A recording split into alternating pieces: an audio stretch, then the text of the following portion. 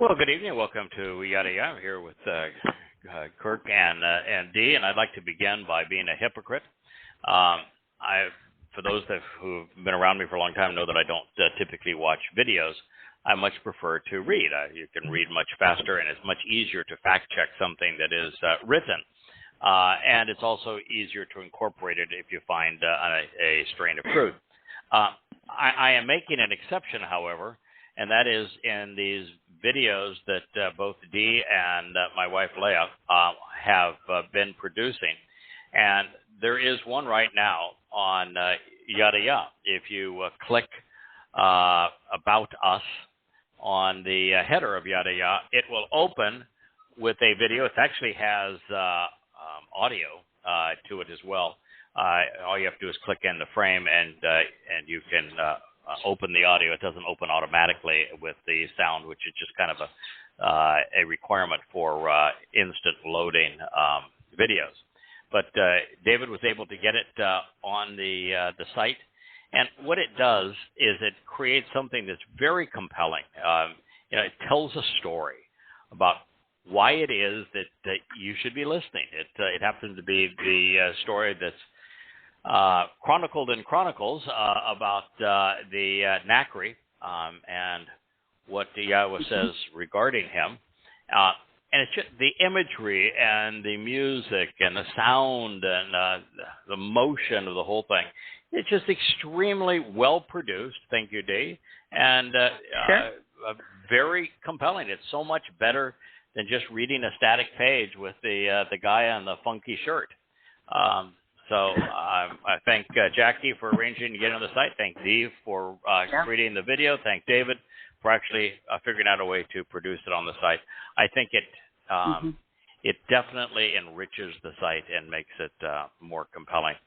So I'm a hypocrite. I don't typically watch videos, but when they're about our mission with Yahowah, I will make an exception for that. And there's a lot of reading on them, so I get that get out of jail free card on my hypocrisy.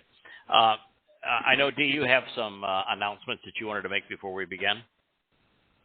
Yeah, thank you. Just really quickly, we've received a lot of messages on social media, Facebook, Twitter, and Instagram of people who don't know who they're contacting, and they're looking for you, Craig. So I just wanted to let everyone know the best way to contact Craig remains through the About Us section on the website. It will take you directly to his email link, and you can contact him through there about any concerns about the books or his work.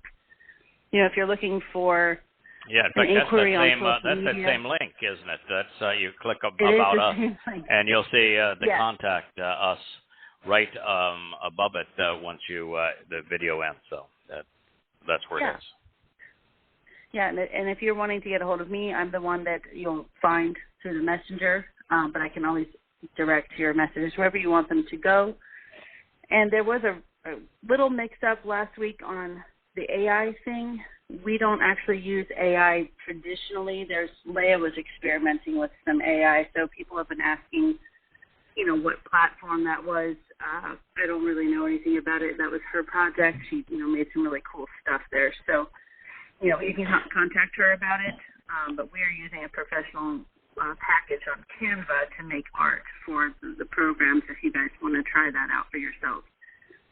And Jackie was talking with me, and she was sharing her appreciation about what everyone is doing on the editing team, what a phenomenal job they're doing with Craig on these rewrites, and, how much time he spends and effort improving the material that he's reviewing. And she just is really impressed with everyone, David, that worked so hard on the website. She wanted to publicly thank him for all of his contribution to this, from her. We have people working on transcripts, chat logs, podcast descriptions, updating the archives on multiple platforms and websites, the social sites, YouTube, Kirk's creating unique content for the ads. And so many people spending their time and energy into sharing Craig's hard work and Yahowah's message. So we just, as a team, wanted to say thank you to everyone working on that. And indeed, shout out to David. Yeah. Thank you. And the Q&A podcast is going to be coming up again soon. So please send any admissions. The Q&A time. Okay. Mm-hmm. Yeah. Stump the Yada. So contact us. Yeah. Stump Yada. Contact us on Facebook. Yeah. Okay. That's actually fun. I enjoyed that. It was. The key thing about studying Yahweh's Word is that you do it long enough, diligently enough, you will expand in your knowledge. So your knowledge of what God says grows. And then when you make enough connections between these various things and you think about it, you draw insights from it, you go from knowledge to understanding. And in this transition from knowing to understanding, it becomes really fun to be challenged with questions because understanding is such a powerful thing. Once you know who God is and understand what he is offering, what he's expecting in return, how he is engaging with us, you're in a very powerful position to really evaluate everything, from creation to prophecy to history to the core elements of his message. So it's a fun thing to do. One of the reasons that the team is so engaged as an edit team is that we did come to a realization, and that's where we're back to the 89th Mizmowr. We came to the realization of something we have dabbled in, considered, discussed for 4 or 5 years now, which is that every prophetic mention of either the Son of God or the Messiah, the returning king, is always labeled with Dowd's name, 100% of the time. And so clearly Dowd David is the Messiah. He is the Son of God. He is the returning king. And there are passages that speak of him as the Zera, which would be the sacrificial lamb. But beyond this, there are entire Mizmowr written in first person where Dowd presents himself as the fulfillment of Passover, unyeasted bread, and firstborn children.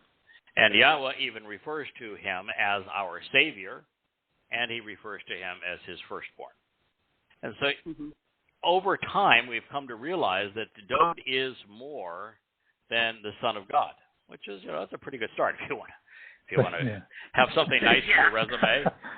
That's really a nice one. Being king of the universe, that's another good one. And that's Dowd. Being the anointed Messiah. Well, there's been a whole religion created to falsely give that title to somebody else. So it's a pretty important title, belongs to Dowd. I'll say. A Savior happens to be another really good one because there's a lot of stuff you have to do to qualify as a Savior.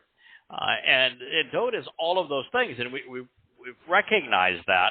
But when you read Dowd speak in first person, or God speak of Dowd as our Savior and fulfilling each of the 7 Moed Mikre, from Pesach all the way to Sukkah, there's this tendency to say, okay, he's speaking of Dowd doing this, but God, you almost want to trip into the Christian rubbish of saying, but what he really means, what he really means is Dowd is doing this. That's why he said it's the Dowd, and that's why in the 89th Mizmowr, he said, I'm making all these promises to Dowd, and if not to Dowd, you can call me a liar.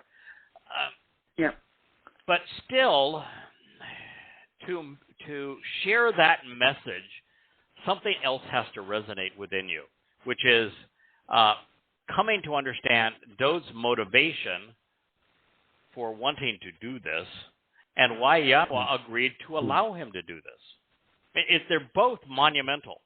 Why would a man who has all these accolades, he is everything, he is Yahweh's chosen, he is the shepherd, he is the firstborn, he's everything. God even calls him God, Elyon.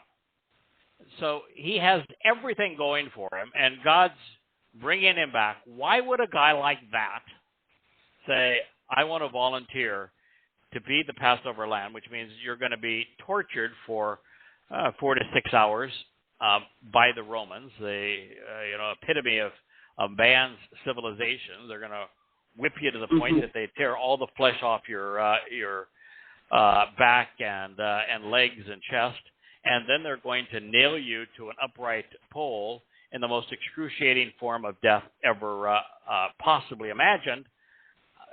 Why would anyone volunteer for that? And that was the easy part. Really, that was the easy part. The hard part was volunteering to have everything we have ever done wrong as the covenant's children, all of our guilt associated with Dowd's soul, so that he could carry it all into Sha'uwl, hell, and deposit it there in that black hole, never to be seen again, and endure that separation from his father, a far more gruesome sacrifice. But he also volunteered to do that. Why would he do it? And why would Yahweh, his father, allow his son to endure such a thing?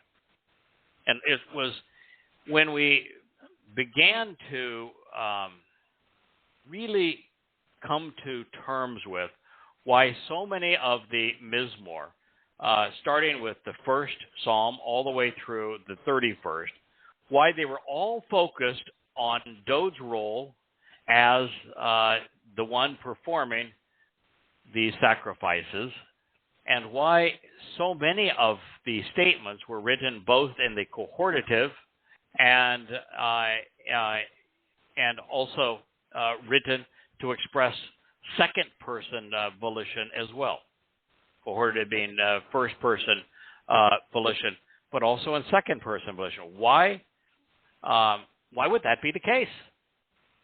What we learn is that God and his son, Yahweh and Dowd, are of like mind.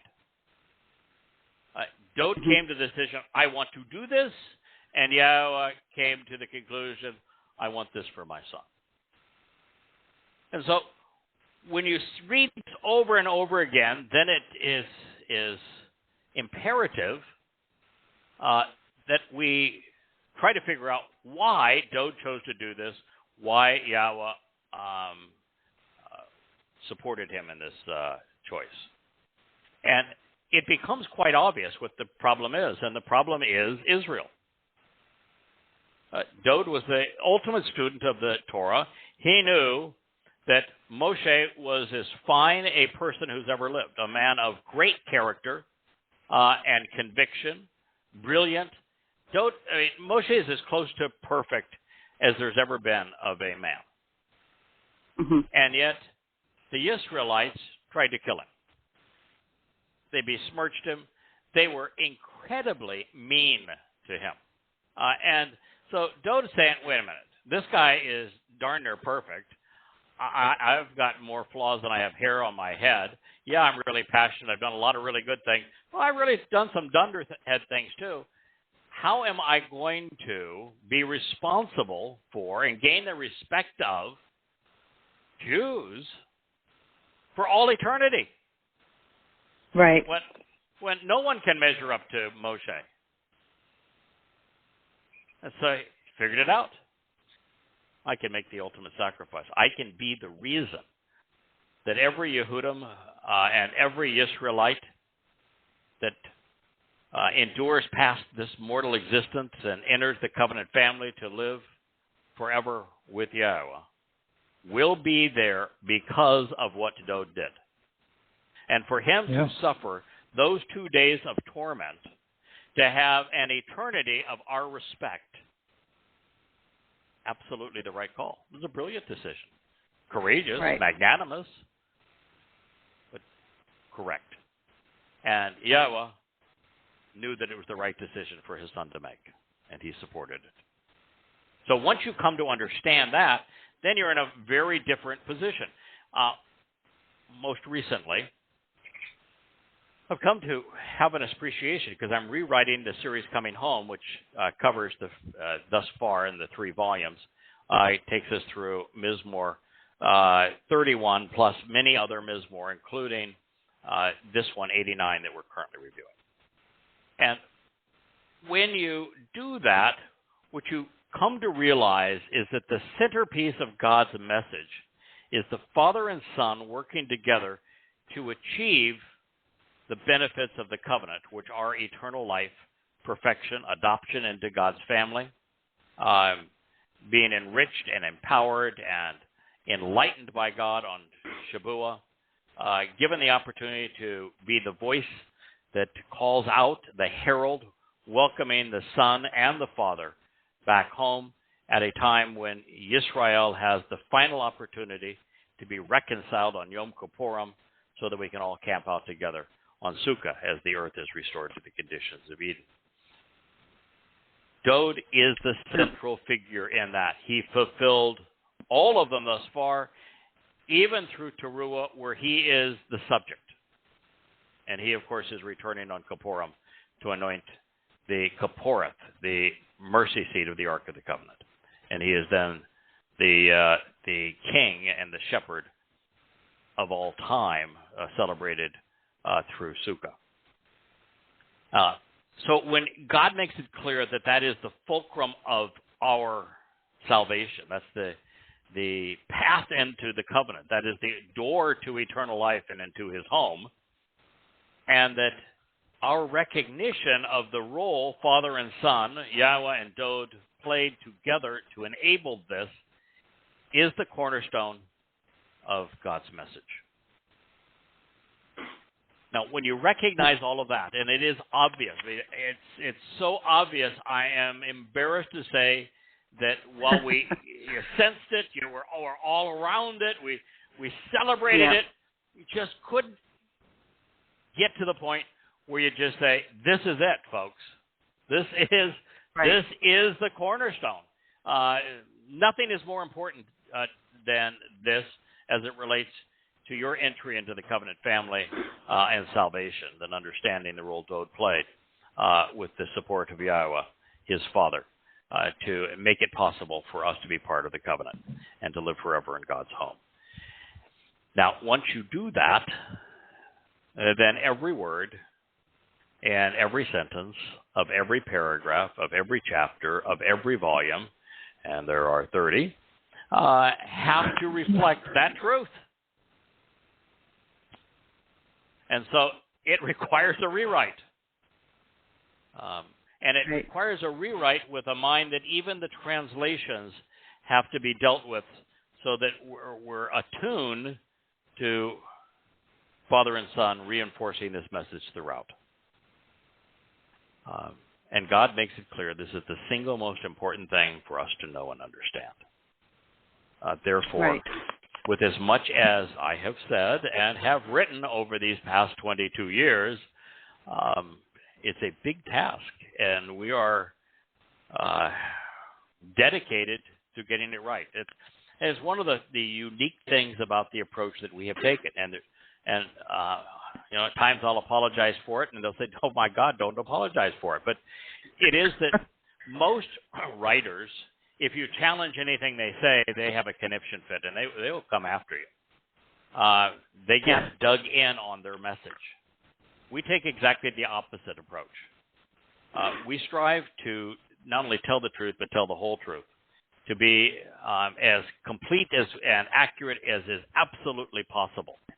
And when we may say 1,000 things that are uniquely true, profound, only available in what we have conveyed, written these past 22 years.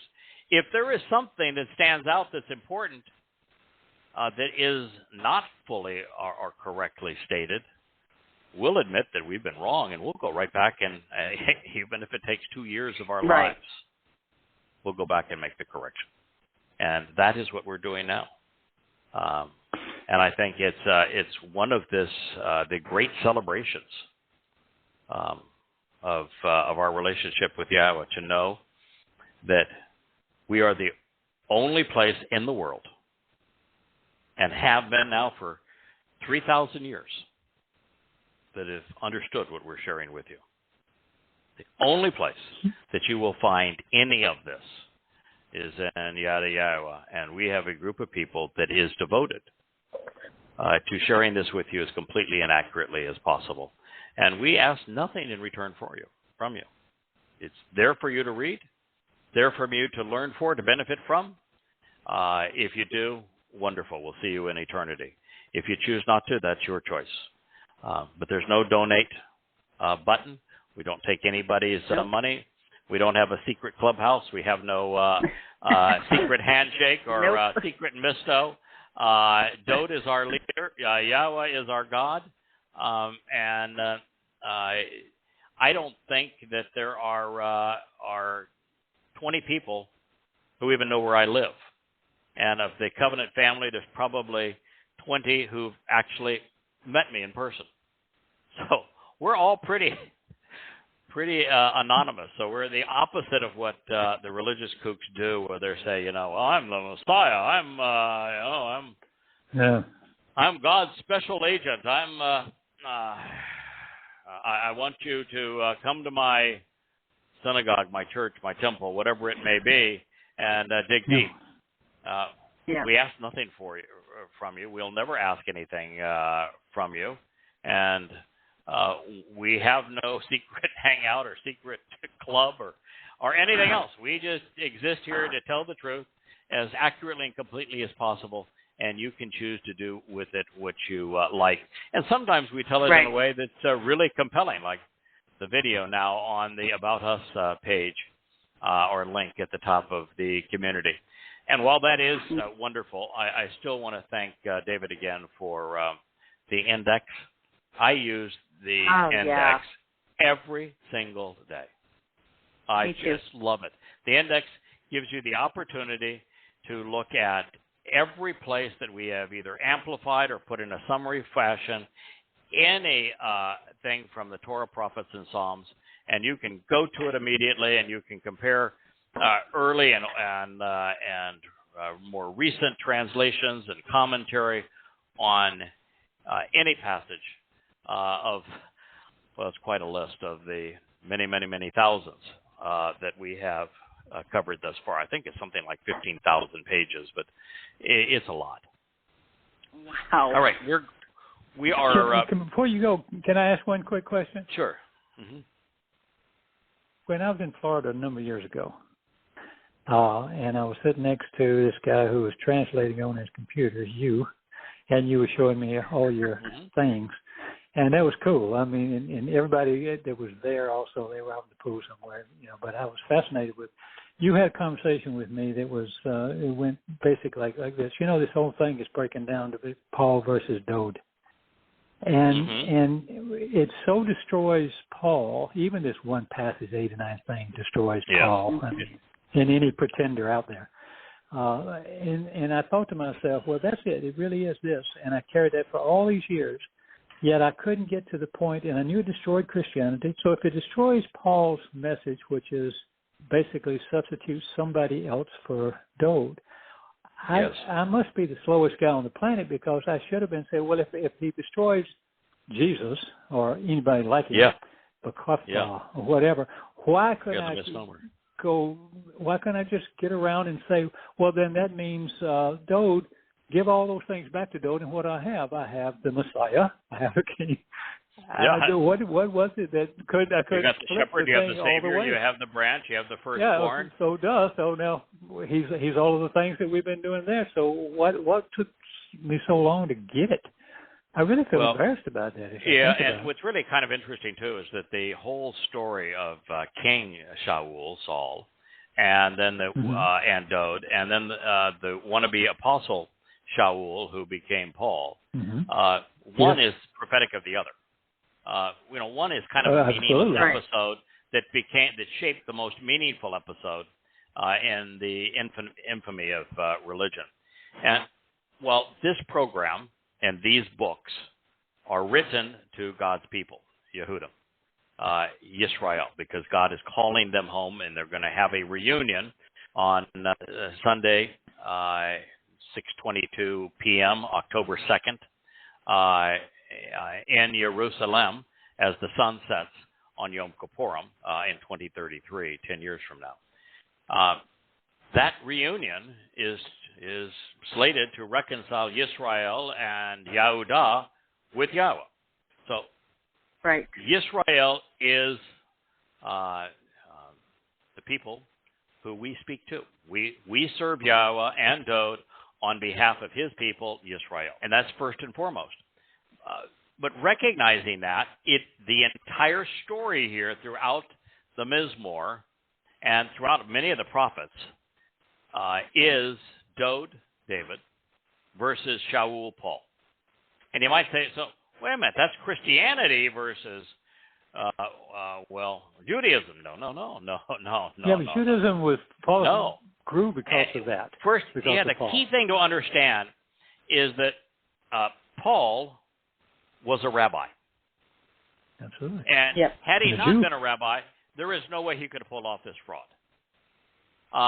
Paul was exceedingly anti-Semitic.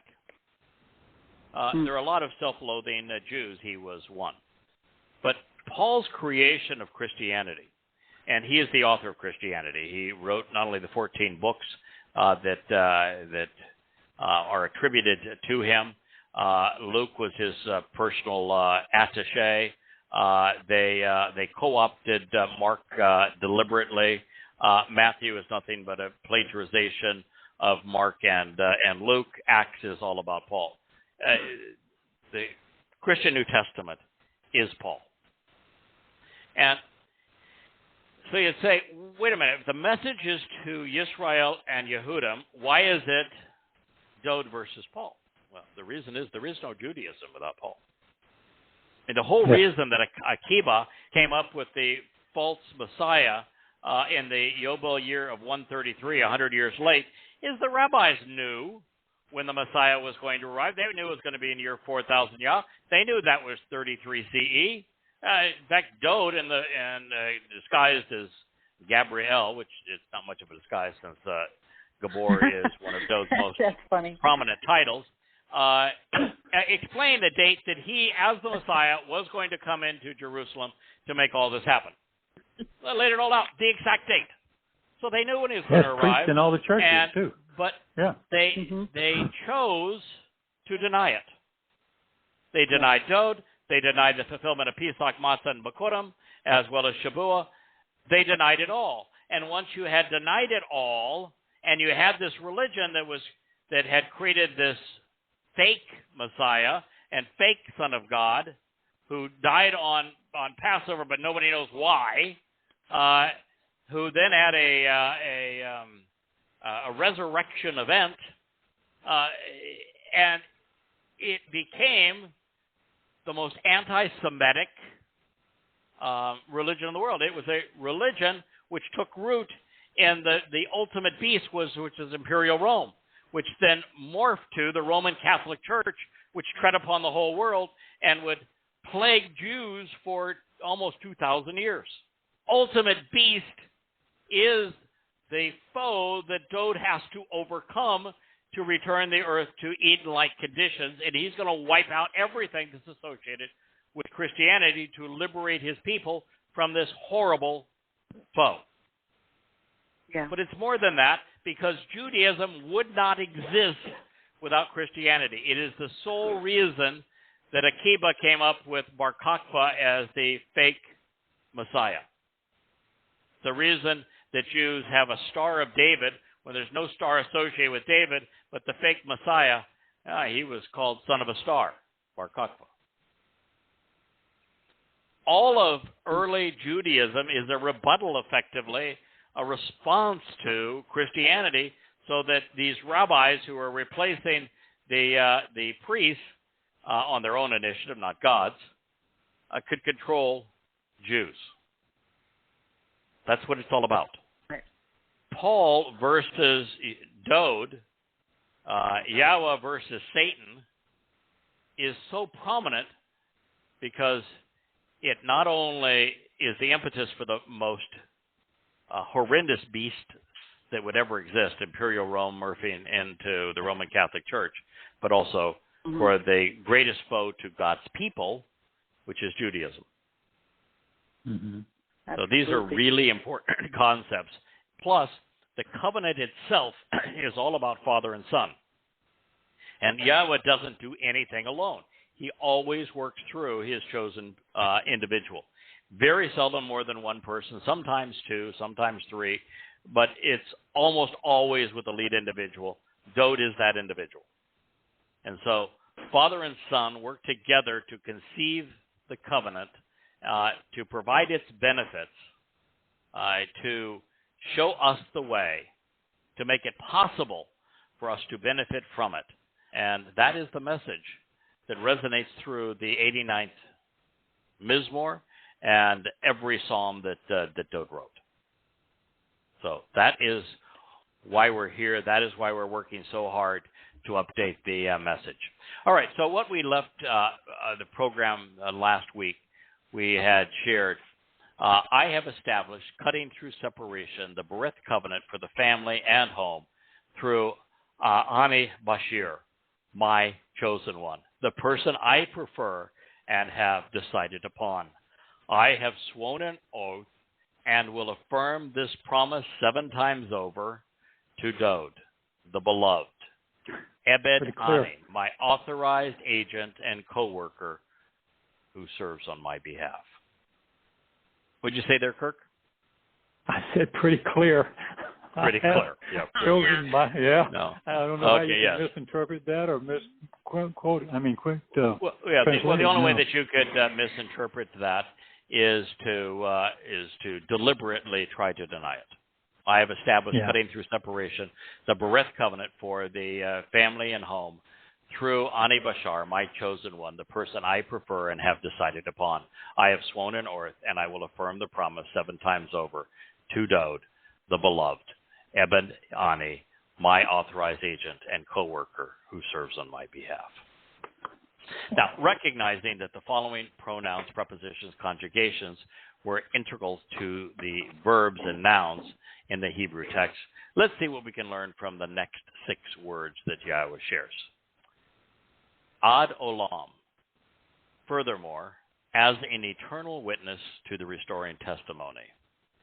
Kun, I will prepare and establish.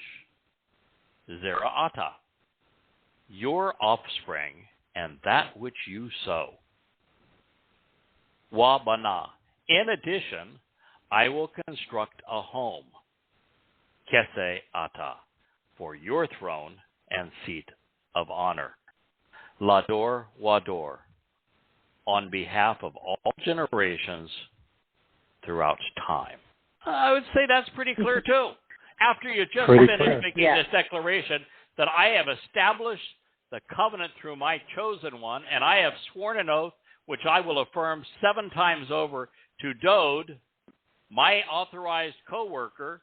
Furthermore, as an eternal witness to the restoring testimony, I will prepare and establish your offspring, speaking of Dowd. And God goes into this mode very, very often, which is he speaks to us of Dowd, third person, and then he speaks to Dowd, second person. It is throughout his testimony. We find it particularly in my favorite of all soliloquies, 2 Samuel 7, where God goes and speaks of Dowd in second person to him directly as you, and then of him to us as he. So this does the same thing. So he's speaking now directly to Dowd. Furthermore, as an eternal witness, I will prepare and establish your offspring and that which you sow. In addition, I will construct a home for your throne and seat of honor on behalf of all generations throughout time. Does that sound like God is offering to do this through Akiba? Or Maimonides? Hardly. Or no. Paul? Of course not. Or no. Muhammad? Or the misnomer Jesus Christ? Nope. No. Mm. No, he's doing it with Dowd. And this home that he's constructing is the covenant. And Dowd's throne is going to be in the middle of God's home. It's his seat of honor. It's one that is well deserved, and one that I can tell you for certain, I am not the least bit envious. I am just thrilled to be one of the people who, and there'll be many of us, who get the opportunity, the honor of serving on his behalf. But Right. I am delighted that the responsibility is his, and we are just implements to help. But clearly, this is for all generations throughout time. Lador, Lador.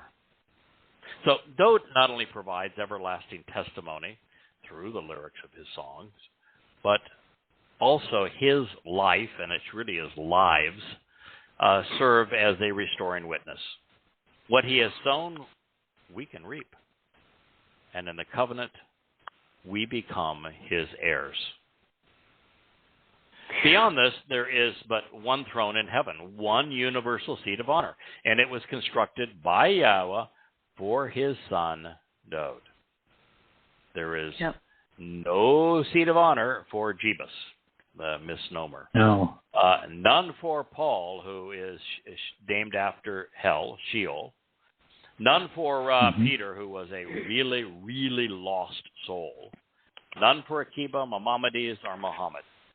Although there is one in Sheol, hell, for the last 5 names that I mentioned on this list. And not, however, for the first one, Jesus, because, well, myths are exempt, since myths like Jesus do not have souls. So we're not going to see any mythical creatures, Bugs Bunny, the Santa Claus, the Tooth Fairy, and Jesus. They will not be in hell because they do not have souls, and it is souls that are sent to hell. Okay, we have every reason to suspect that both the verbal and the noun aspects of a word that is really important for us to understand, Zera, sowing seeds and offspring, were intended, and that one invariably leads to the other when the seeds are properly tended and cultivated. So in this sentence, when it speaks of Zera, yes, it's about sowing seeds, and it's about offspring. Both, one leads to the other. As such, we'd be wise to consider both Dowd's lives and his lyrics as they pertain to sowing seeds and producing offspring.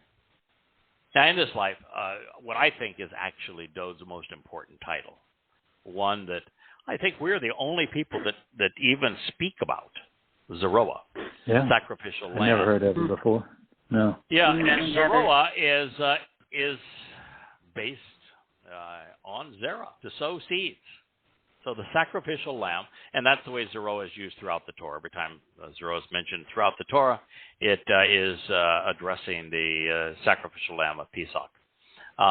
And it is based on Zera, which means that this sacrificial lamb sowed seeds that would produce offspring.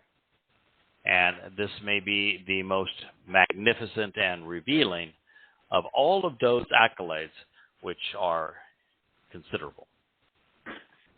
Zera is the fulcrum upon which the previous, the perversions that were associated with the ultimate villain in our story fall. It was, if you go back and try to reconstruct how Paul crafted the lie that is Christianity, you can see that the first twist is all on Zera. And what he tried to do with Zera is to say essentially that Zera is singular in the text, and Zera is actually one of those words that has plural connotations in the singular form. It's like yad, hand, is also hands. Seed is also seeds, even in our nomenclature. If I would say I'm going to seed my garden or seed my field, I'm going to buy a bag of seed. If you buy a bag of seed and there's one seed in it, you would not be pleased. And if you were a farmer and you were going to seed your field and you put one of them in the ground, that is not going to work unless it's Jack and the Beanstalk. So Zera is just a term that speaks of offspring, which is many, and of sowing seeds, which are many profound thoughts.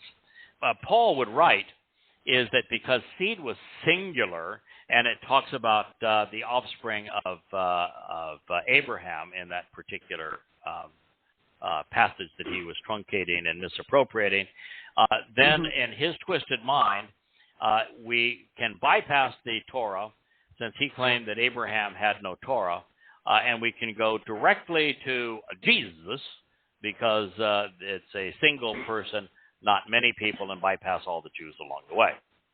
So, of course, that's contrary to everything God had to say, contrary to what the word means by itself, contrary to everything in the Torah and prophets, and there is no affirmation for what he just said to be found anywhere in the Torah, prophets, and Psalms. In fact, it says just the opposite. Yeah, therefore. But it is on this word that he began his crusade to attack the Torah and to eliminate. Now, there's another problem too, is that Yahweh specifically says that he offered his Torah teaching to Abraham, so even the foundation of it is faulty. And then, of course, Paul would go on to say in his opening tome, which is the letter to the Galatians, called Galatians, that the covenant in the Torah, which he refers to as the covenant of Mount Sinai, was about slavery, that it enslaved, as opposed to his covenant, which liberates, because it was formed with the slave woman, Hagar. And of course, the Torah says just the opposite. So I've always said, if you have to lie to make your point, you don't have a point. And that was the case with Paul. He had to lie to make his point, which means he did not have a point. Now, validating our earlier acknowledgement that the seeds Dowd had sown through his lyrics were as important as the offspring that he brought into the covenant family, Yahweh said that he has made Dowd an ad olam, an eternal witness, such that Zera, his seeds, and whatever he sows, will bana, be developed into a family and home on behalf of door, every generation and time. Of course, this negates any possibility of a person named Jesus fulfilling any of these promises. Now, keep in mind, Jesus is not only a misnomer, he's a myth. There was no Jesus. Didn't exist anywhere. Absolutely, unequivocally, there was no one named Jesus. There is no prophecy of a person named Jesus. There is no evidence of a person named Jesus. And the name didn't even exist until the 17th century. It is a complete and utter fraud. Easily documented. Yeah, easily documented. This idea of Jesus of Nazareth is utterly stupid. Nazareth didn't even exist in the first century. The whole thing is just an absolute fraud. That whole bit about John the Baptist, he never existed either. This whole bit in Luke is how the two mommies got together and the babies just jumped up and down and they had this wonderful experience. It's all the kind of garbage that you would expect to find in a mythical story in some pagan religion. And this caricature, this fraud named Jesus, bears total resemblance to Dionysus and Odysseus. And so the whole thing is just one lie after another to create this total and complete myth. So now as we return to the heart of the 89th Mizmowr, the realization that Yahweh is constructing a home for his son Dowd is absolutely essential to our understanding of Yahweh and of the relationship he intends to enjoy with us.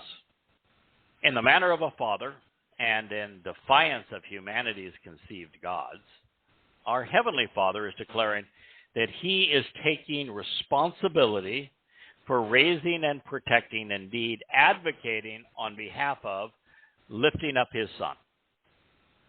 What he has accomplished with and for Dowd through the covenant, he will do for us. Once we grasp this fundamental truth, rather than attempt the impossible to lift God up in praise, we ought to let the Father and Son do what they have made possible. Our needs and His desire is for our lives to coalesce when we allow our Father to raise us as His children. This is the purpose of the Torah's guidance, and it is the reason the covenant exists. Keep in mind that a God that would create an inferior being to praise and worship Him is not worth knowing. That kind of a God is egotistical, narcissistic, deeply troubled.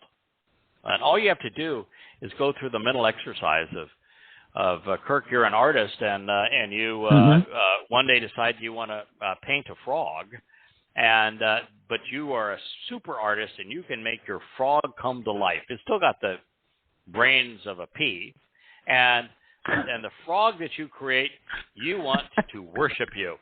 So 24/7, this frog says, "Love Kirk, love Kirk, Kirk wonderful, great creator of frog, Kirk, wonderful Kirk, love Kirk." After about the 15th ribbit, and you die laughing. I'd be having frog legs in the first hour. Oh, wouldn't you have some frog legs and say, okay, that's enough. That was a really dumb idea. Love stuff. Kirk. Okay, that didn't work. Yeah, that didn't work. Okay, we're gonna have somebody say love Kirk. It's gonna be nicer than a frog. Okay. Yeah. With this understanding, how is it that after God created this universe for us to enjoy, we humans became so full of ourselves, we built not one, but hundreds of thousands of houses for God? It struck me so funny is. when I read that. Yeah, is everywhere. I raised does. money for those things too. Oh man, yeah. Oh God. Yeah, that's where we're about to go to. Is somebody, even Dowd, smart man, saying, "I need to be going to build a house for my God." And God said, "You stupid idiot! Excuse my French. You know Moshe. In Hebrew. You're not building a house for me. I'll build one for you, though." The law. Pause now and contemplate the implications. The law. Good word. Good word. I have established cutting through separation, the Beryth covenant for the family home through Any Bachyr, my chosen one, whom I prefer and have decided upon. I have sworn an oath and will affirm this promise 7 times over to Dowd, the beloved, Eben Ani, my authorized agent and co-worker who serves on my behalf. Furthermore, as an ad olam, eternal witness to the restoring testimony, I will prepare and establish your offspring and that which you sow. In addition, I will construct a home for your throne and seat of honor on behalf of all generations throughout time. Contemplating those contribution to building Yahweh's home became the very thing that caused me 22 years ago, long before there was an edit team, long before there was a website, before there was a Wookiee barking in the background, before Kirk had created his frog to praise him 24/7, before Dee had created her videos. I was writing and was trying to understand how in the world Samuel, 2 Samuel 7 made any sense. How was this the passage that launched Christianity? And I read it, and I read it, and I read it, and I couldn't make any sense of it. And then finally I pulled out some lexicons and said, maybe I can translate this sucker and come up with something, because nothing else works. And come to find out, that whole passage is about homes. Who builds them? Who lives in them? What do they represent? Yeah. So we're going to return to the passage where it all began, the one that caused me to reconsider the prophecy, which began my devotion to Yada Yahowah. It was one word there that launched millions of them that would follow. So we're going to return to the 89th Mizmowr in a moment. But since the 89th Mizmowr and 2 Samuel 7 parallel one another, they're hand in glove. If you want to understand one, you need to understand the other. They work together. So under that basis, we're going to take a quick run through 2 Samuel, the 7th chapter. It came to pass when the king sat down and relaxed in his home, because Yahweh had given him a comforting respite from his adversaries and rancorous foes, that the king said to Nathan, which means gift, the prophet, "Please look around. I live in a house of cedar, but the ark of God sits within curtains." So Nathan said to the king, "Choose to go and do all that is in your best judgment. Yahweh is with you." See, that's true, isn't it? However, that evening, the word of Yahweh came to Nathan. He conveyed, this is, I think, hilarious, personally. I just love this. "Go and tell David, my co-worker, that this is what Yahweh says. Why should you build me a home to live in? Indeed, I have not lived in a house since the time that I lifted up to be with me the children of Israel out of the crucibles of oppression in Mitzrayim. Then, as an ongoing witness to the restoring testimony, up to this day, I have been moving about in a tent dwelling as a tabernacle and home.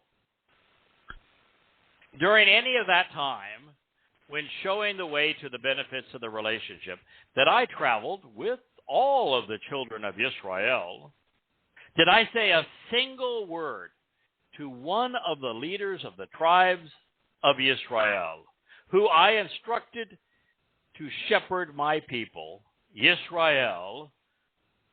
Who's he speaking about? I'm getting a clue here that he's speaking to Israel. "To say, why not build me a home of cedar? Now, therefore, this is what you should say." God's got a sense of humor. So now, therefore, this is what you should say to my associate, Dowd.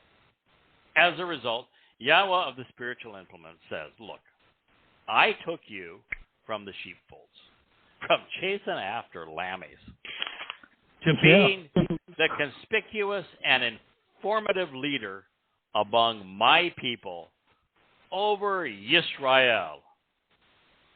I have been with you throughout it all, revealing the benefits of the relationship as you journeyed through life. I have cut off accordingly all of your enemies from your presence. I have engaged on your behalf to make for you an exceptionally important name, the greatest name and distinction, and the most distinguished reputation when compared to the most glorified designations pursuant to the relationship on earth. Wow. Furthermore, I will appoint and establish a dwelling place for my people, Israel. I will plant them such that they may abide below throughout a less chaotic time than this, and no longer be agitated, anguished, or terrorized.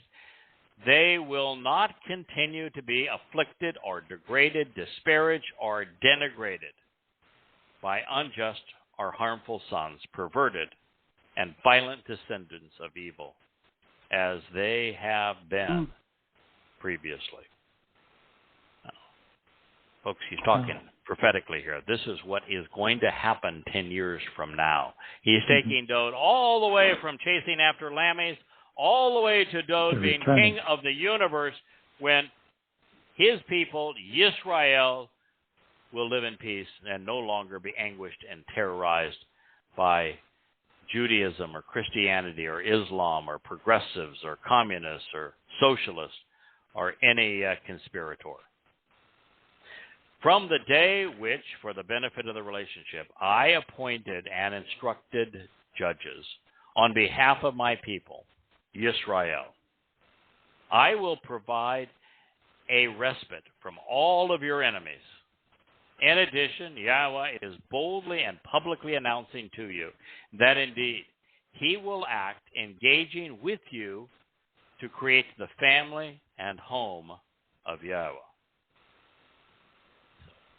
Who is going to be responsible for creating the family home of Yahweh? Dowd. Yahweh builds the home. No, Dowd's going to get what he wants to do. He wants to build the home for the them, covenant and for Yahweh. That's what he wants to do.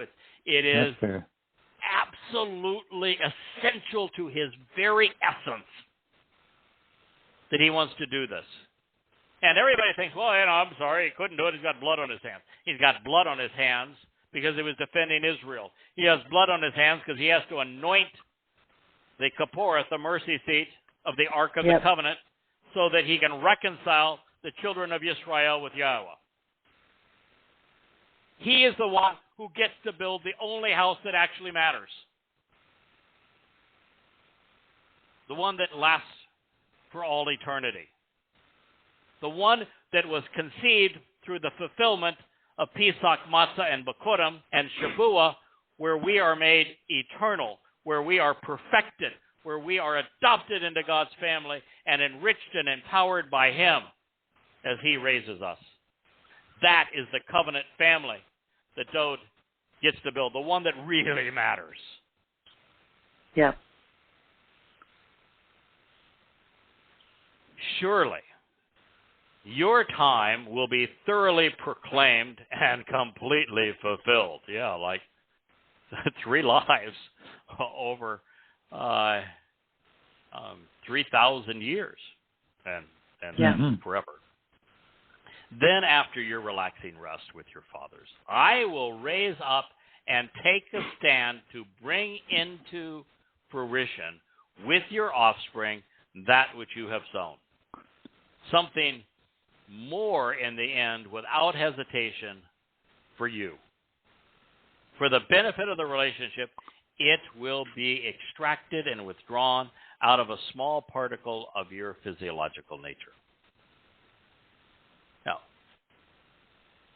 I am now aware that Yahweh brought, and we all now are, that Yahweh brought Dowd's soul back twice.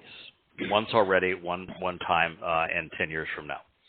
And so Dowd's nefesh lives on, and Dowd's nefesh was placed inside of a innocuous, nondescript body, a bashar, corporal entity, so that it could serve as the Pesach El, and then his soul went on to fulfill matzah, unyeasted bread, so that he could be the firstborn of Bikurim and return to the Father. So that is the story of his second life. In his third life, and in this particular statement is talking about his third life, in his third life, God is saying, I'm going to take a bit of your DNA, and I'm going to reconstruct the Dowd that I came to love, that guy that I found in the sheepfold, chasing after lammies, the guy that gave smack to Goliath, and then took that idiot down with a single stone, the guy that was so magnificent in defending Israel, the guy that sung all those beautiful songs and wrote those wonderful lyrics, the guy that volunteered to serve as the Passover lamb and fulfill matzah, that guy I love, and I'm going to bring him back with the flaming red hair just as he looked. That's cool. DNA. Yeah. He gets to do it. That's what he is saying here. So while I think that the second life of Dowd was the body could have looked like anything, he didn't care. He was going to sacrifice the body. Right. I think that the third coming, that body matters. Now, it matters in a way, and it matters not in a way. He's going to come back as brilliant as the sun. He's going to be Elyon, Almighty God, in our presence. But nonetheless, as we go forward into the future and transition from 3 dimensions to 4, being unlimited in time, 5, 6, and 7, entering the spiritual realm of the heavens, as we make that transition, then there are so many things that have to be augmentative.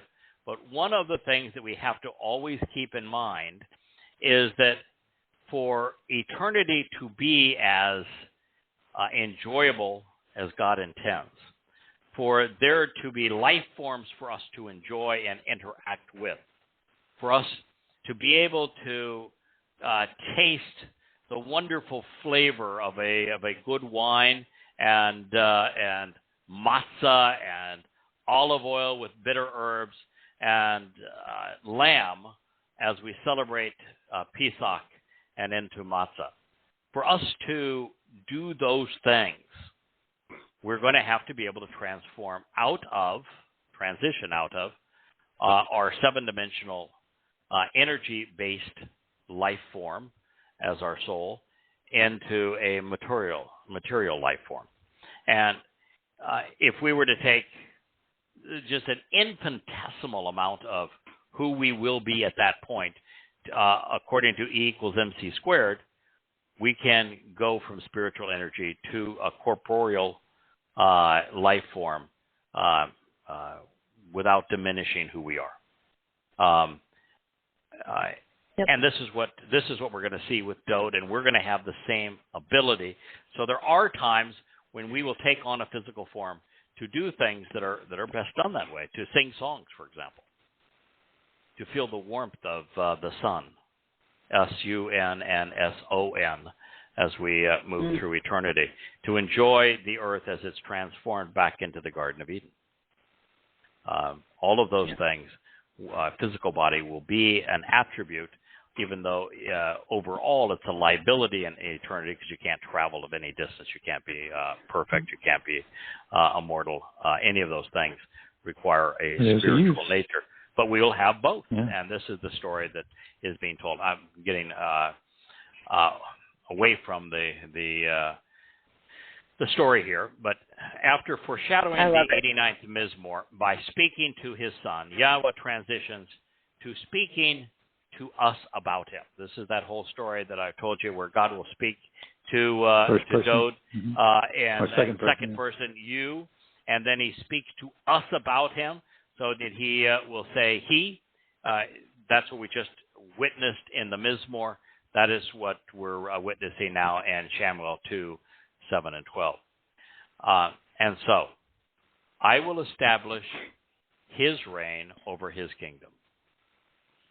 He himself shall restore and rebuild the family home for my name. That's what we just read in the 89th Mizmowr, wasn't it? It's exactly what we just read in the 89th Mizmowr. He will build the family home for my name. The 89th Mizmowr is really clear. Who's he speaking to in the 89th Mizmowr? Dowd.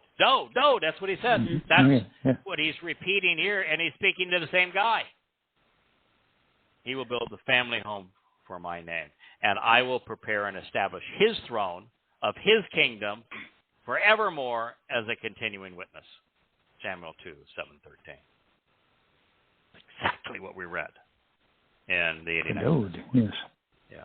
I am, and I always will be for him as a father.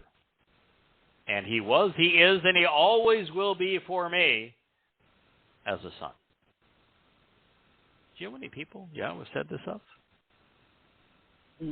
Well, you could look at your hands and say, all right, let me start counting. And once you use one finger, you've got it. Father and son. I will be for him as a father. And he was, is, and will always be for me a son. Dowd. Yeah. Not talking about some mythological figment of somebody's stupid imagination. This not Jesus. He didn't mention Jesus here. No, Dowd. Now, of course, the rabbis would say, "I can't be God's son because they're different species." Okay.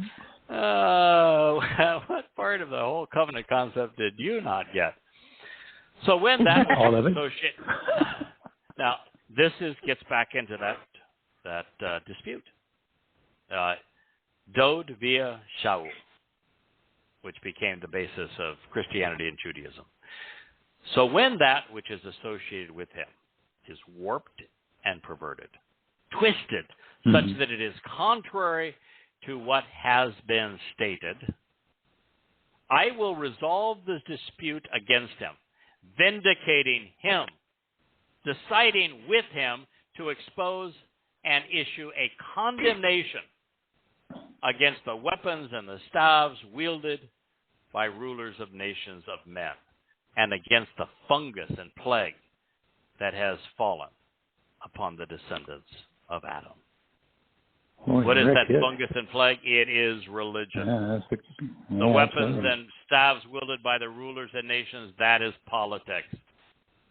God says when the political and the religious twist and pervert what has been stated, Star of David, searching for an unknown Messiah, giving the title Messiah to a mythological creation, giving the Son of God accolade to a mythological creation, not crediting Dowd with the fulfillment of Pesach, Matzah, and Bikurim. When those things happen, God says, I'm going to resolve the dispute. I'm going to vindicate him. And I'm going to issue a condemnation against the political and the religious. And therein is a perfect explanation of the religious crusade to transfer the promises made to the Messiah to create a Christ. God is not a fan.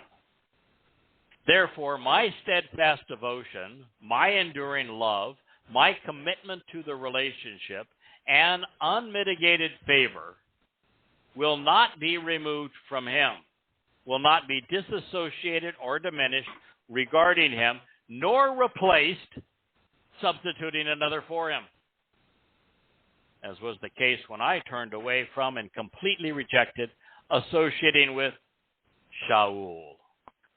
Wow. To show the proper way I removed from your presence. Goodbye, Christians. That's your boy. Yahweh says, I'm never going to turn away from Dowd. I'm never going to disrespect him. I'm never going to diminish him. I'm not going to substitute another for him. So much for replacement theology. Speaking to Dowd again, God concludes, and so your family and your position of authority, your kingdom and reign are assured, as it is trustworthy, dependable, firmly established, credible, and enduring forever as a continued witness in my presence.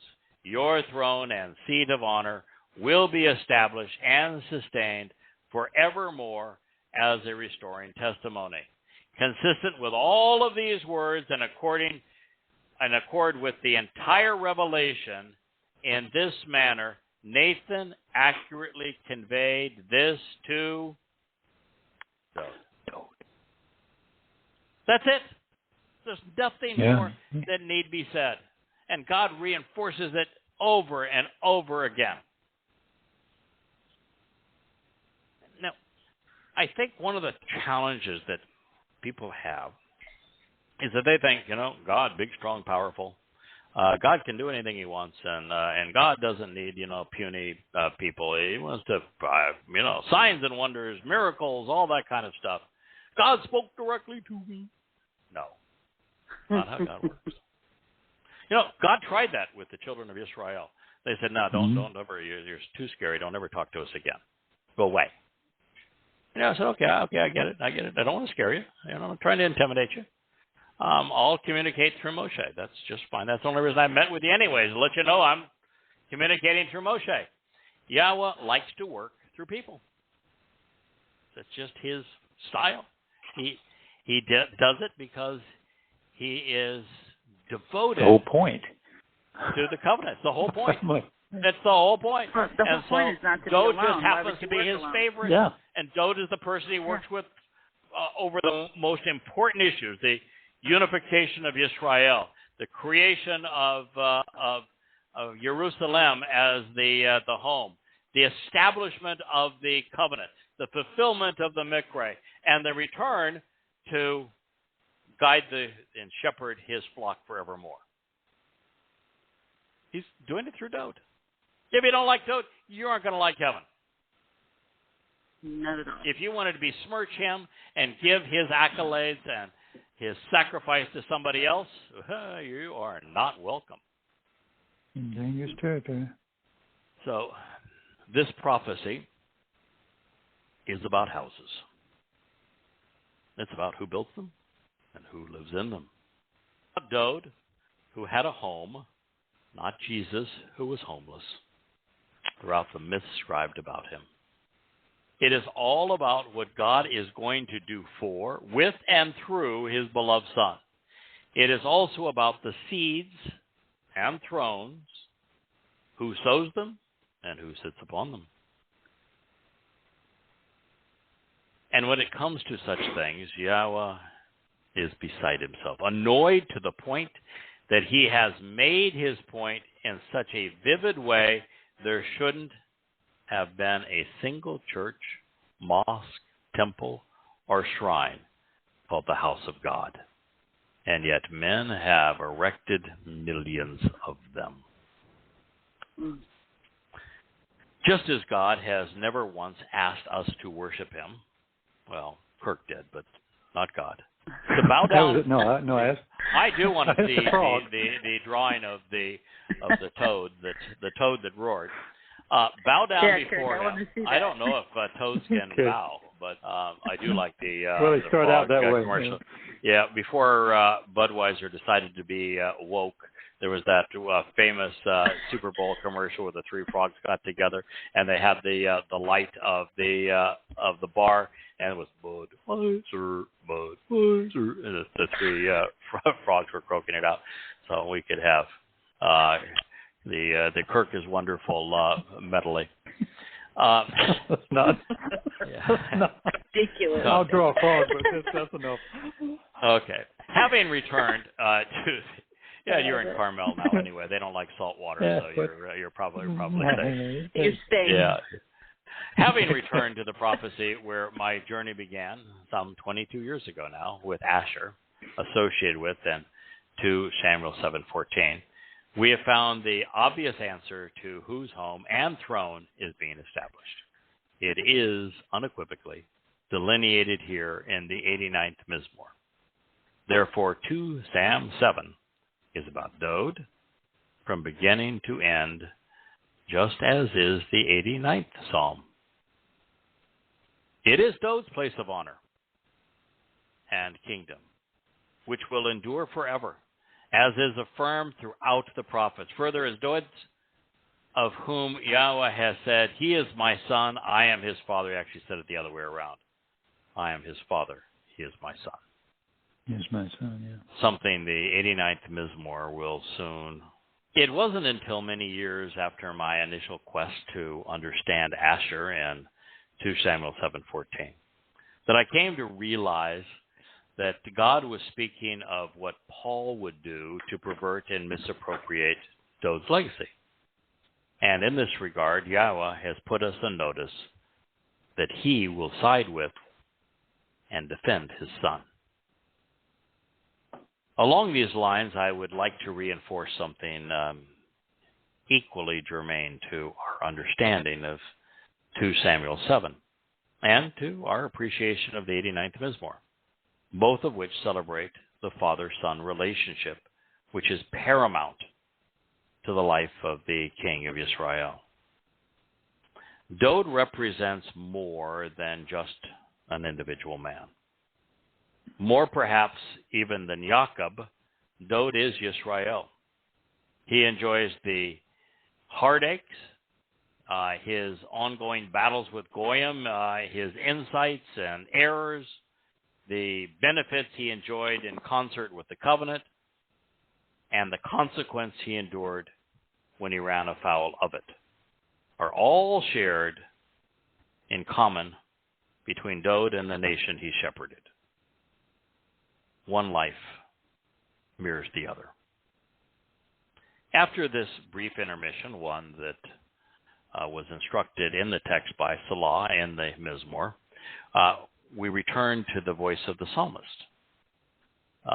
This portion of the song was written to counter the absurd notion that the gods of men, such as Adonai, the Lord, Hashem, Allah, and Jesus, are somehow analogous and comparable to Yahweh. Mankind's gods were modeled after men, especially those who spoke for them. Allah is the alter ego of Muhammad. Jesus is Paul. They were afforded characteristics which were sufficiently fearsome to command obedience by blending a plethora of seemingly plausible yet irrational notions. This is now Mizmowr 89:5. The spiritual realm knows and appreciates your wonderful and marvelous contributions, Yahweh, and also of your trustworthiness in the community of the set apart. By contrast, who in the skies of the material realm can be equated to Yahweh? Who is similar or thinks like Yahweh among the sons of gods? Oh, it's a riddle, but with a ridiculously easy answer. The one who is equated with Yahweh, the one who thinks like Yahweh, especially among the children of God, is the very man that Yahweh labeled Elyon, Almighty God. Dowd. Yeah.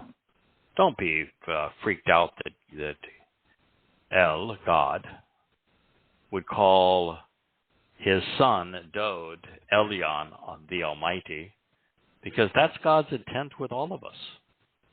Yeah. He wants like to make us greater than we are so that humans that were created in Yah's image, just in lesser dimensions, can be magnified and increased such that we grow in so many different ways, we become very much like God, so that he can use that term of us. Now, Dowd is the man after Yah's heart. The affirmation appears in Samuel, listen to him, 1 Samuel 13:14, a passage we'll consider later on in these chapters as we seek to refute the ill effects of Christianity.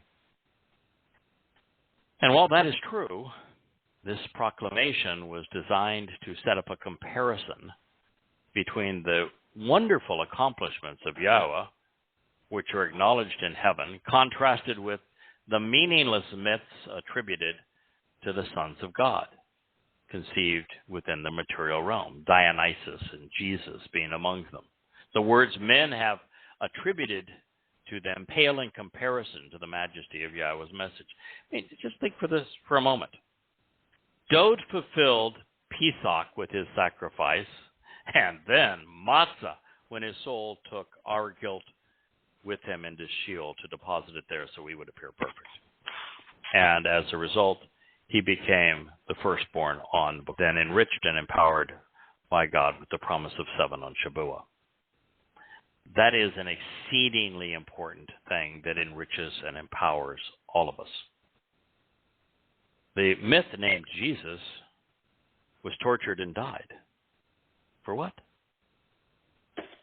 You know, I can't read any place in the Torah prophets where it says, if you're tortured by a Roman, that provides life to my eternal. Yeah. Hardly. There is no celebration of matzah in Christianity or Judaism.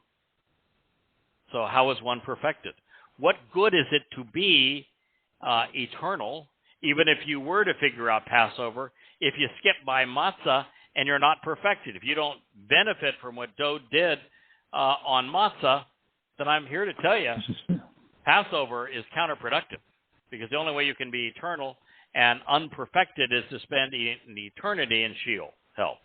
So what the myth Jesus did, if you can attribute did, a verb, actionable something, to a myth, is to die. You know, his symbol is a dead God on a stick. Hey, great, good for you. Now what? Oh, but he was resurrected. Well, that's really stupid. So you went from a physical being back to a physical being. Not a way to show us that there was nothing gained by any of this. Yeah, thanks a lot. And so, you know, with Dowd, you have this magnificent fulfillment of the 7 Moed Mikre, where we receive the 5 benefits of the covenant. With the myth, thank you very much. You get tortured and you die. For what? To become what you were beforehand? Okay. It's just utterly stupid.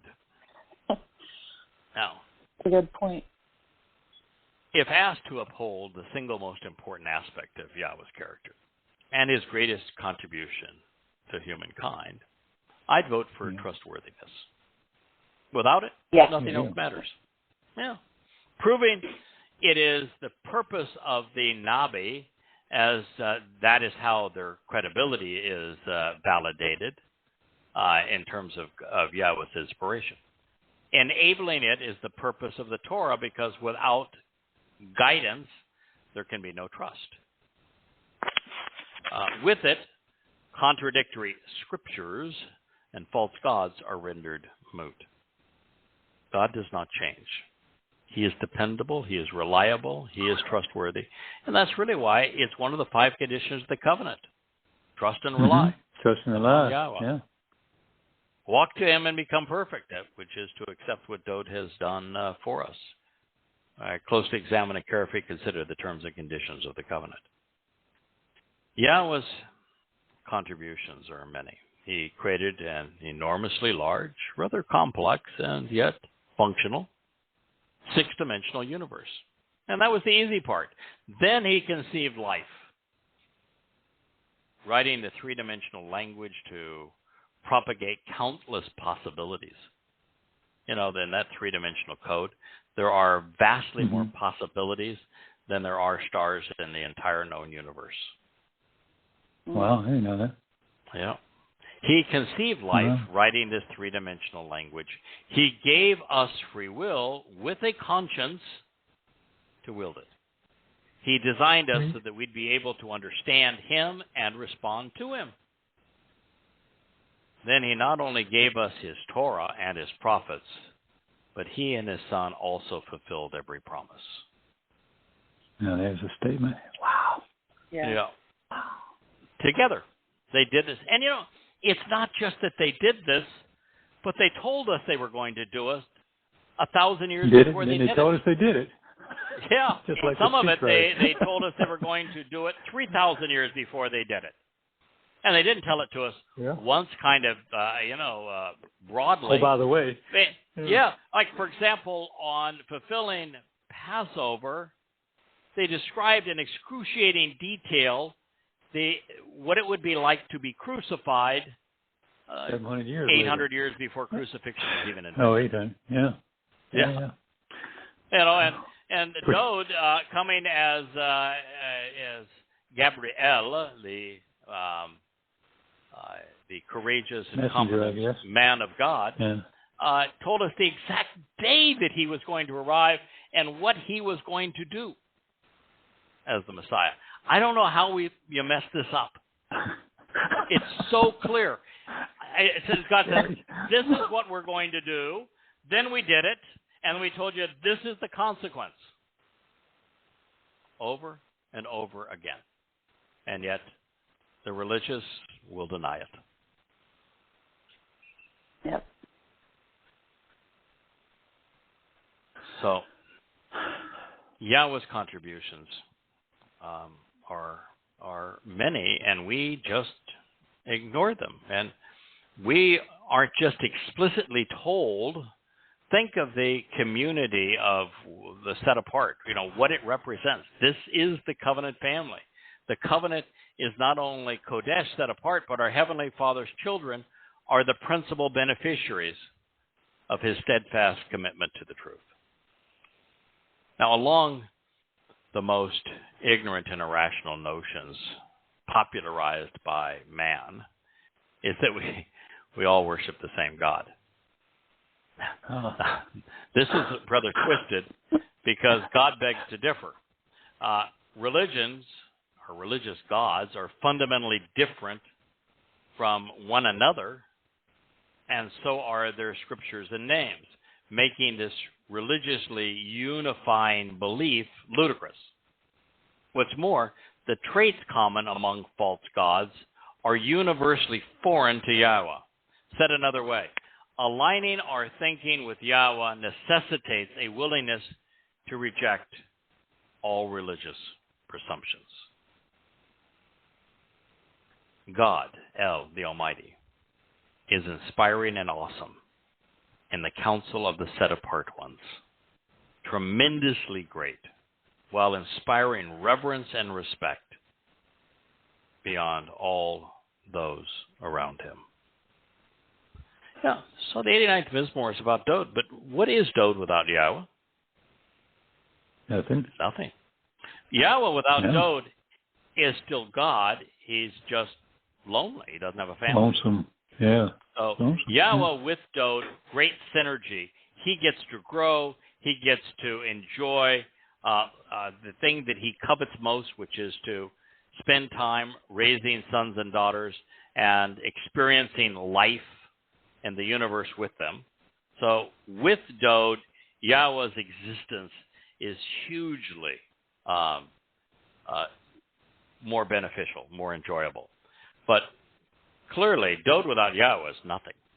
And so to speak of what Yahweh represents, we have to speak about what God represents, what Yahweh represents, and what Yahweh represents to the covenant.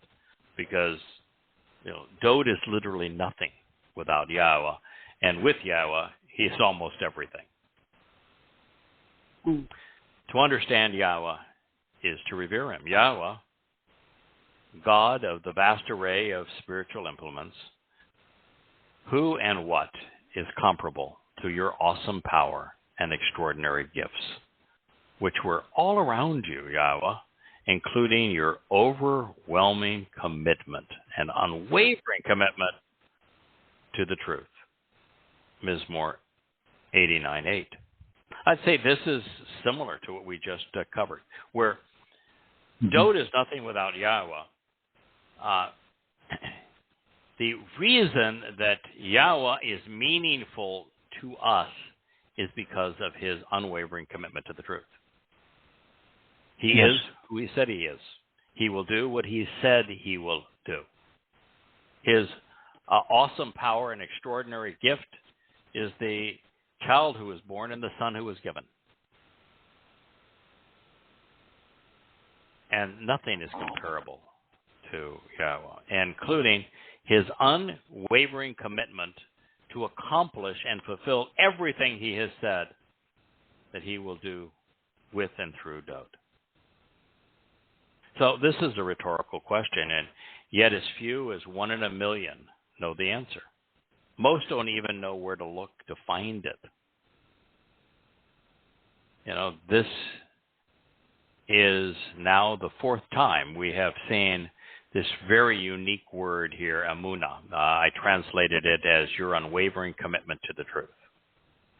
Emunah was emunah ata, trustworthiness. It's used to describe Yahweh or to affirm that it is among his gifts to us.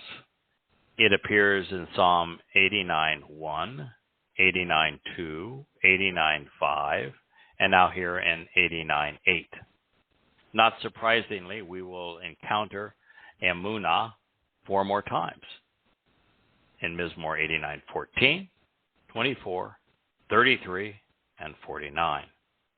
bringing the total to 8, which happens to be the number equated to that which is, eternal. Dowd's life and lyrics provide the antidote for Pauline Christianity and for Rabbinic Judaism. Trust is the remedy for faith. Those who know rely. Those who don't believe.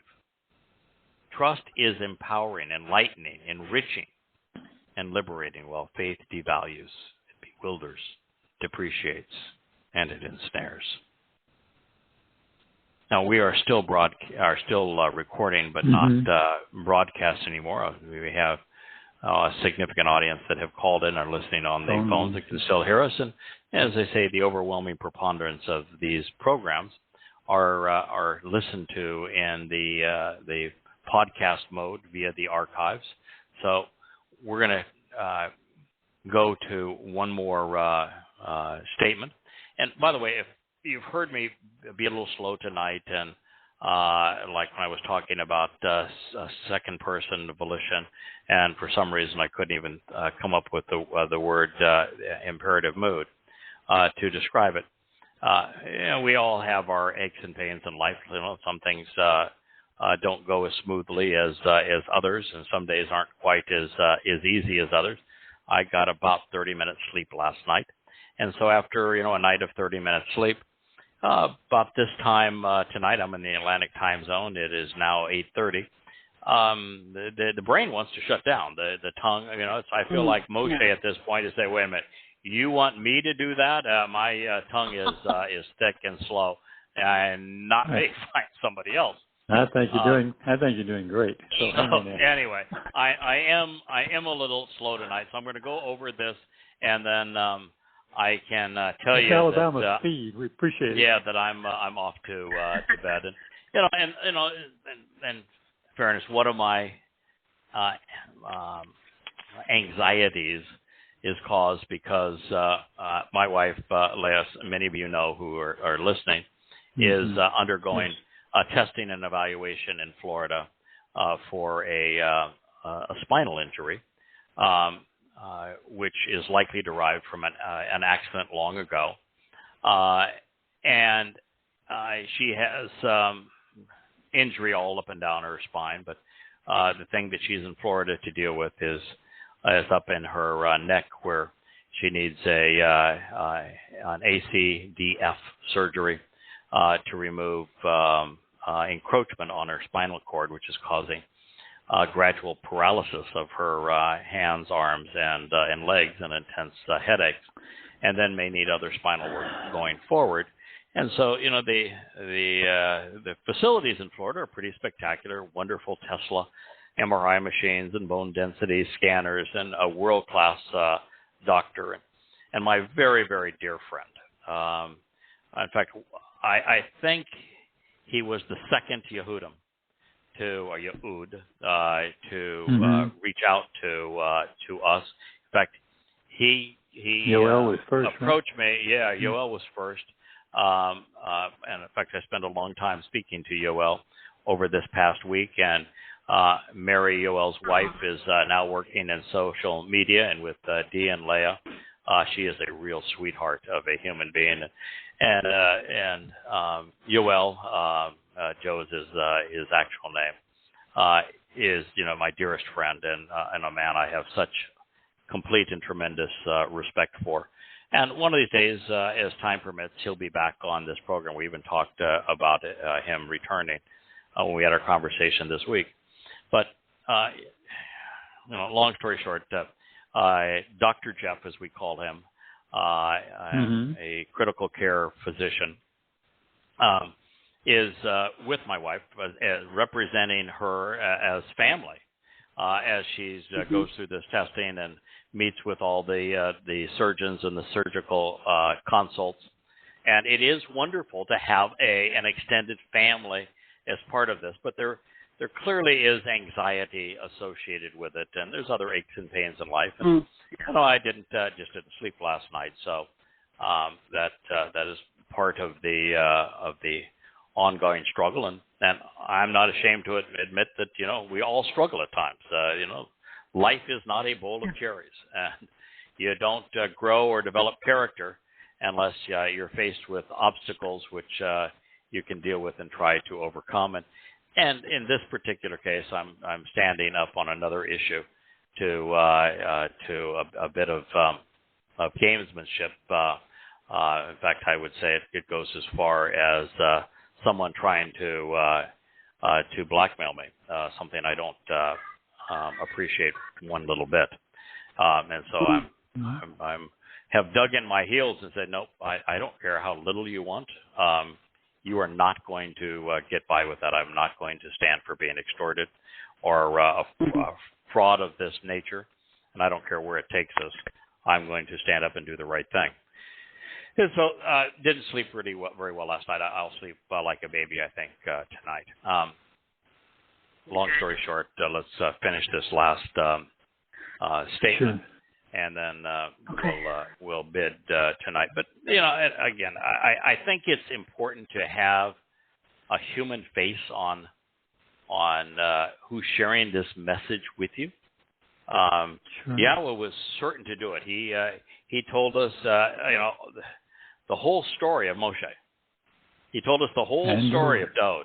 He told us so much of an interesting story on someone like Noach. We learned so much about individuals like Elia and Yashaya.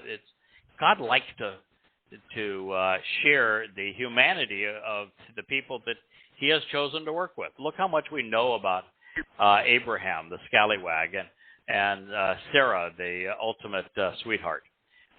We know enormous amounts about their lives, and when Yahweh says, I'm going to work with you, He doesn't want that person to be completely anonymous. He wants that person to be known, to be real, to share how they see all of these stories and insights, not only pursuant to their lives, but to everyone else in the covenant. So that's the reason why I'm often willing to share some of the aspects of my life. So you have conveyed vivid parables, ata mashal. You have created easily remembered proverbs, which are word pictures in regard to establishing one ruler over the raging devastation and presumptive arrogance of the sea. When its turbulent and surging waves rise up in deceit, you expose and stop them. Mizmowr, lyrics to sing, Psalm 89:9. All right. Mashal is one of those wonderful terms. I am convinced that there may be two or three Mashal that Solomon may have written, but to attribute them to Solomon is just not fair. They are about father, mother, and son.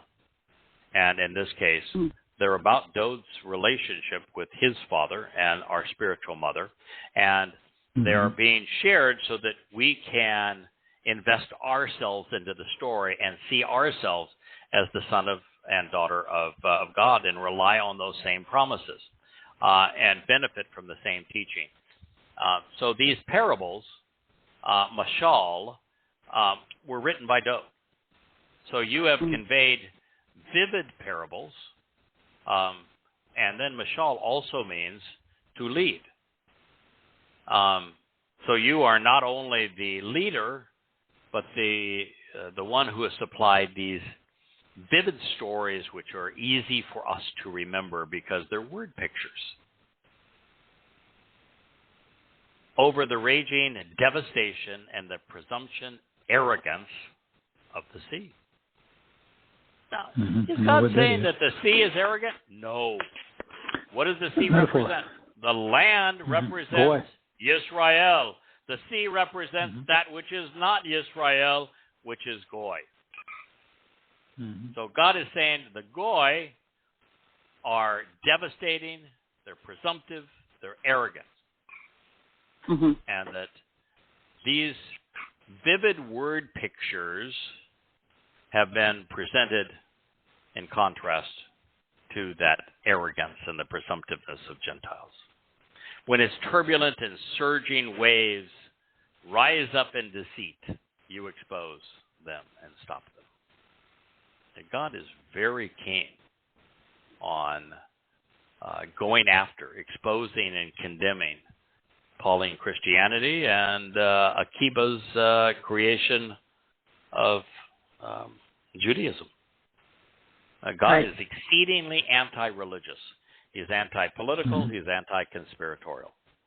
I had a conversation with a gentleman today that's doing some solar work on the house, and he just flat out got it. It was a young man that said, I've come to realize that these politicians are all liars, and that people that get their political news from Facebook are just absolutely wasting their lives, and that religions are all complete frauds, as are conspiracies.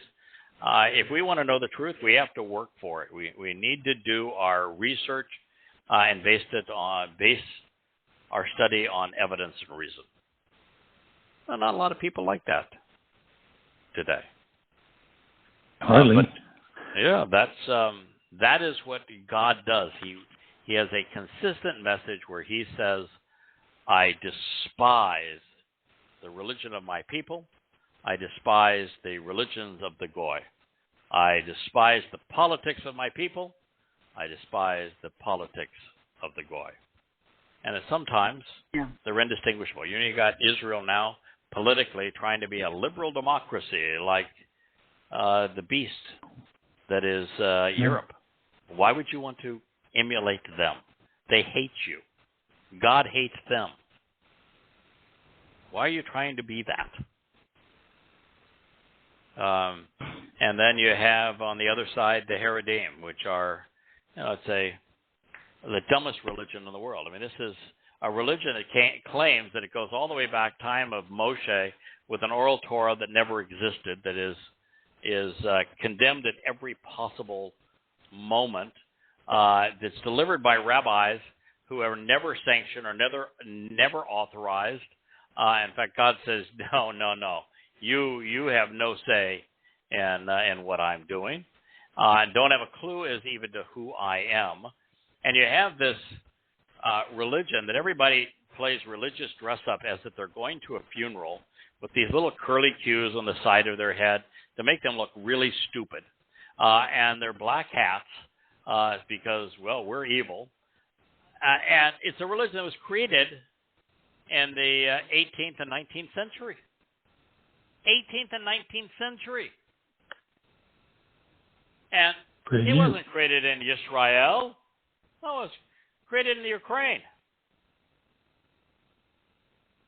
And yet, you got all these doofuses shunning English, shunning the internet, shunning work, shunning the defense of Israel, going around like little robots that are lemmings at the total control of rabbis who are playing them for fools, making merchandise out of them. And that's this division right now in Israel. One side, the Haredim that are parasites, and the other side, the utterly confused and confounding, thoughtless progressives. It's a very turbulent time where Israel has done everything in their power to be like the Goy and to anger Yahweh. Totally frustrating him and their relationship with him. And we have only 10 years left to expose and condemn religious Israel and political Israel. And for those who are willing to leave them, as Abraham and Zera walked away from Babylon before they were introduced to Yahweh, we have 10 years to get Israel and Jews to walk away from their religion and their politics such that they're willing and able to listen to what Yahweh had to say and what Father and Son have done, so that they come to know their Messiah, Dowd, their king, Dowd, the Son of God, and their God, who has one and only name, one and only one name, Yahweh. I feel now again a little bit like Moshe, who says, wait a minute, you want me to tell them your name, and I'm the guy that has a speech impediment, which is just so priceless because, for example, Leah today was reading to me what she asked an AI engine, who was Yahowah, and, it came out with this dribble, his name is considered too sacred to pronounce. Well, that certainly would be news to Moshe and to Dowd, who used it in every sentence. Yeah, said about 1,000 times. Yeah. So, but Moshe was the guy who was who introduced Yahweh's name to his people. His diction was not perfect, at least initially, and so God is saying, this idea that you have to have perfect diction to say my name is so utterly absurd. I'm going to have a man who admits that he has a speech impediment be the one responsible for introducing my name to my people. So tonight I feel like I qualify with a slow tongue. But Yahweh, he isn't sensitive in that way. Yeah, he wants us to know his name. He wants us to use his name. He wants us to use our brains and to figure out how you pronounce the 4 vowels in his name as Yahweh, to recognize that so long as you can pronounce Torah, you can pronounce his name. So long as you can say Shalom, you can pronounce his name. So long as you can say Elohim, you can pronounce his name. So long as you can pronounce the vowel, the verb that his name is based, Haya, you can pronounce his name. So, listen, if a dumb goy figured it out and then proved it, my guess is that take that. Yeah, Yisrael should be able to do the same thing. Figure it out. Yeah. So that's the end of our program tonight. We made it through without any injury. My pooches are both sound asleep here. So yeah. So good night, one and all. Happy Shabbat to one and all. Happy Shabbat. Dee, thank you for your messages and introduction and support, and for that wonderful video now that is at YadaYah.com. And thank you, David, for getting it to work within the site and integrating it in such a wonderful way, and Jackie for coordinating that. And I want to echo my appreciation for the editing team. It's a big project. We're going to be at it for a year or more, but what a celebration of the covenant of Yahweh, of his intent, of his people to be able to bring this message. And Kirk will always remember the frog that you created to tell us that my frog fetish. You are the special one. I'm exposed. You've been exposed. You've been exposed as the artist with the frog. But if we can convince people with that silly story to recognize how absurd it is for God to create an inferior being to worship him, and how demeaning it is to God to have us reduce him to a psychopath and narcissist that would want to have an inferior being worship him and lift him up in praise, then that's a good thing. So if we've had some fun at your expense, Kirk, to help to drive that point home, God's looking for a genuine, caring, family-oriented relationship. And the last time I checked, children in a healthy family do not bow down to or worship their parents. Most don't even respect them. But this one, it would be a really good idea to love and respect our mom and dad, in this case, our spiritual mother and our heavenly Father. And we'll leave you with that thought. Have a wonderful Shabbat. May Yahweh bless one and all. Look forward to being with you this time next week. Good night. Okay, y'all too. Shabbat shalom, y'all. Shabbat shalom. Mm-hmm.